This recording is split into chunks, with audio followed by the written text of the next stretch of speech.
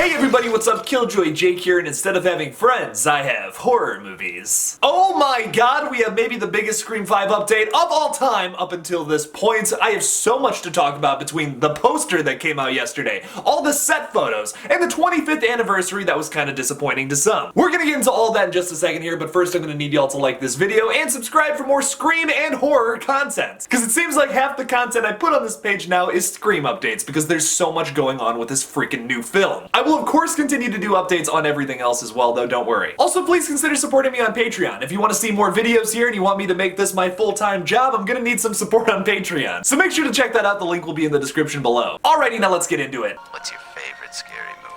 Well, I'm Pennywise the Dancing Clown. Oh, no, not the beast! Not the beast! You son of a... God, don't do that. But sometimes that is better. So just a little recap on everything that happened yesterday, because there's so much that happened yesterday, so much that happened today. We're gonna talk about all of it in this big old video. The first official poster for Scream 2022 got posted yesterday, and it looks pretty dang dope. Now there's actually a few things that you might have missed just looking at this poster though. First of all, Ghostface is holding the knife in his left hand, which is a little weird. Now in the past for Scream marketing, they have put like little hints in their like posters, their trailers, teaser trailers, whatever, to indicate who Ghostface could be. Could this be a hint that our Ghostface this time around, whoever he or she is left-handed? Something to think about there. I mean, that would be a pretty cool clue if that was the case. I did say in an earlier video that I honestly just don't want any clues or hints, because I feel like now with the fan base being so big online and like everyone can just communicate with each other, we're gonna figure it out if there's some kind of hint or clue there. So hopefully there's just really not any hints or clues. I'm about to get into some stuff later on with these set pictures that like, wow, there's some kind of obvious stuff. If they did this on purpose or not, I'm not sure. Hopefully not, and I'm just reading into nothing and then we can just speculate on what is just bullshit, but who knows? I talked about this a little bit in my last Scream 5 update, but the Scream account recently unfollowed David Arquette on Twitter, and then when they posted this new poster, they did not tag David Arquette in it either. Kind of bizarre, because he was like the main focus of all that Airbnb stuff that they were doing earlier, like the promotion. He was like, he's literally the host that if you get to stay at Stu's house, very jealous of whoever gets to do that, by the way. David Arquette is going to be the host there. So like, why would they unfollow him? Why would they not like tag him in any of this? I don't know, that's kind of bizarre. I speculated a little bit that like maybe he could die in this new film. I know a lot of people would be upset if they killed a legacy character. Honestly, I don't think that's the route they're going, but this is definitely kind of teasing that a little bit, so it's kind of suspicious. I'm like 90% sure they're not going to kill a legacy character. They want to set up more movies. I mean, Kevin Williamson has been talking about relaunching the franchise, doing more movies. I would like to see a whole new trilogy personally. And killing off one of your legacy characters in the first movie of a relaunch, maybe not the best route to go if you want to make more films in the future. I say make this movie just like very similar to the other films, maybe re-explaining some stuff for new audiences, very similar to what Halloween 2018 did, and then in the sequel, go nuts with doing like whatever the hell you want to do. I could see like a Screams 5, 6, and 7 coming out. Honest to God, I love Radio Silence. I know they've done a good job with this new Scream film, whatever it is, and I'm very excited to see it. Now real quickly talking about the 25th anniversary event that happened last night, and also tonight if you have tickets for that. There was no trailer there, which we were kind of promised it. It was speculation. Honest to God, that's my bad. I didn't specifically say that that was speculation.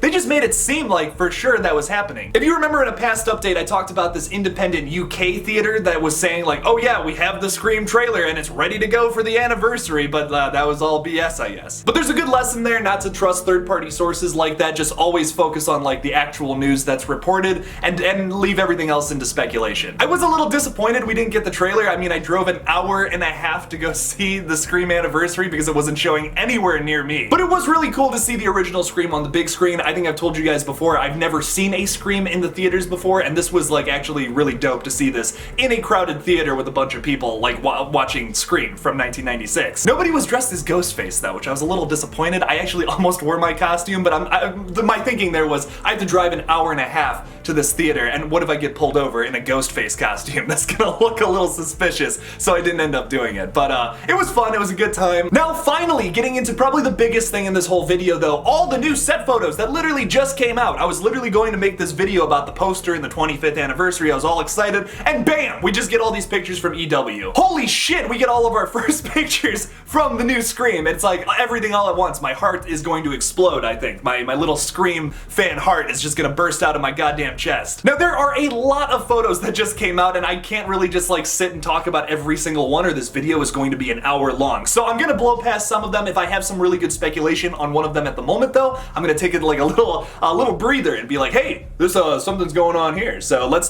get into it. First off is this picture of Neve Campbell and Courtney Cox as their respective characters looking very scared towards a certain direction. That's something that could be going on. I'm kind of hoping they're looking at some kind of grisly murder happening off in the distance. I think they would be running over to help if that was the case, but who knows? This is kind of also our first official shot of Neve Campbell and Courtney Cox from the film. This next one is our first official still of Sheriff Judy Hicks with a knife in her hand, maybe who just heard a suspicious noise in the other room. I looked at her bookshelf for a minute and I'm not seeing any Gale Weathers books, which is not surprising whatsoever.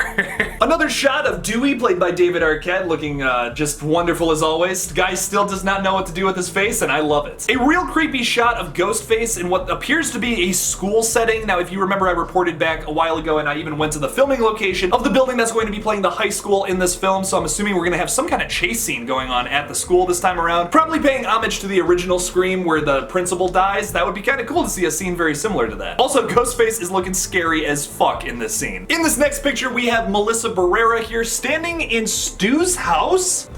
What? Not only that, but if you look really closely, there is a bunch of red Solo cups all around. So like, are they having a party there? Or once again, going back to that theory about, is this a prequel? I still have not seen a smartphone in any of these pictures, I'm just saying. Actually, another thing now that I'm thinking about it, I still haven't seen a shot of the legacy characters with any of these new characters. So like, could one of the twists be that like half of the story is actually taking place back in like 1996 during the same events of the original Scream? Maybe our new characters are actually in the 90s. I zoomed in on that picture a little bit. I still can't tell if Melissa Barrera is holding a smartphone or not. It looks like a landline, I'll tell you what. Pretty fucking cool idea there if they managed to pull that off. I would be genuinely impressed. Now there's also the possibility that maybe all these kids like went over to Stu's house for like some kind of like stab party or some shit. Maybe it's like one of those like spooky houses now where all those murders happened back in the 90s and all the kids like go and party there because of that. I could see that happening too, but then like, why is everything so well kept? Like this looks exactly like how it did in the 90s, man. I'm telling you, I think half this movie takes place back then. Oh, and also who Melissa Barrera could be on the phone with? Definitely Ghostface, no questions there. Then we have this very innocent, not suspicious whatsoever picture of Jenna Ortega. Wait a minute, oh my god, we're doing another what take here. Man, where have I seen this before? It's almost like it's ripping off some iconic scene from another 90s horror film. Holy shit, Jenna Ortega is the opening kill. Dude, she's doing the exact same thing that Drew Barrymore was doing back in 96, baby. What did I say about hints in the marketing, man? This is so obvious. Oh my god. I mean, I don't even need to theorize right now. Like, look, I know I was talking about earlier, we shouldn't be just taking speculation into fact, but like, Jesus fucking Christ, dude. She's literally doing the exact same thing that Drew Barrymore did back in the 90s. It's the same fucking shots. Okay, look,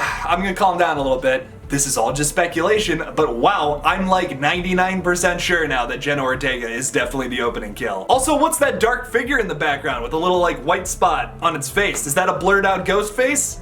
Maybe. This sure does look like an opening scene. I'll tell you what, I went to that house where they apparently filmed the opening scene for this film. This looks like it could be the inside of it. Oh, that would be sad. That would be really sad. I like Jenna Ortega, man. I would like to see her more in this movie. But then again, what a cool opening kill. You gotta have some kind of big actress or big actor be your opening kill. So like, honestly, I wouldn't be shocked by this at all. I think it would be actually a pretty good opening kill. It's gonna be upsetting, but like, perfect person to kill in your opening scene. I would like to see Jenna Ortega a little more in this film. She was fantastic in that last Babysitter movie. That was kind of like where I discovered her. So like, would like to see more of her in this film. Hopefully she has an awesome scene in the beginning. I'm literally saying this like it's fact, but I just want to say one more time, I'm just speculating here. Just speculating, but wow, I'm 99% sure, dude. In this picture, we have a shot of Mason Gooding and Sonia Amar's character, who, if I believe from the character descriptions, their two characters are dating in this movie. Nothing really too crazy here. It appears like they might be at like some kind of party or something. There's some cool lighting in the background that I'm kind of digging. This next shot here is Jack Quaid and Melissa Barrera both looking at each other very intensely. Jack Quaid grabbing her neck. God, I wish he would grab my neck like that.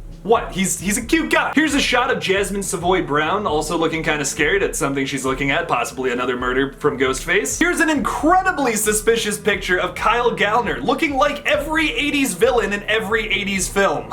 He's driving a very old car, but like if you look in the background, there's also a very modern car in the background, so once this is kind of proof against my whole like that half of it takes place in the 90s theory. But then again, still have not seen a shot with Kyle Gallner in the same shot as everybody else with all the cell phones from like back in the day. Kinda suspicious that Jenna Ortega was answering a landline when she's on the phone doing her whole little opening bit there. I'm just saying. As you know about Kyle Gallner's character, he does not have a last name, which a lot of people are speculating that there's something suspicious going on there, and yeah, just from this picture, he's either going to be an amazing red herring or the killer. Here's our first look at Dylan Minetz, who's got blonde hair in this movie. He's also looking at something kind of scared out of his mind. Here's a better shot of Sonia Amar, once again, just looking at something, looking like she's kind of scared and freaked out by whatever she's looking at. There appears to be a bunch of like monitors in the background. I can't really tell what that is. It's all blurred out. This is our first shot of Mikey Madsen, and wow, does she look suspicious. So this is the only person out of like all these pictures who is smiling. A very sinister smile, let me point out. It's kind of sus, I'm just saying. She appears to be at that bar where Mason Gooding was at with Sonia Amar earlier on, so like maybe their characters all like go to a bar or something, and maybe Mikey Madsen gets a little stabby with them. And then last but not least, here is our filmmakers all sitting in a room, smiling at whatever the hell they're making. This picture warms my heart. There is some absolute horror geniuses all sitting in this room together creating, and that is just amazing. That's what I live for. I love horror films so much. I just love I love creativity, man.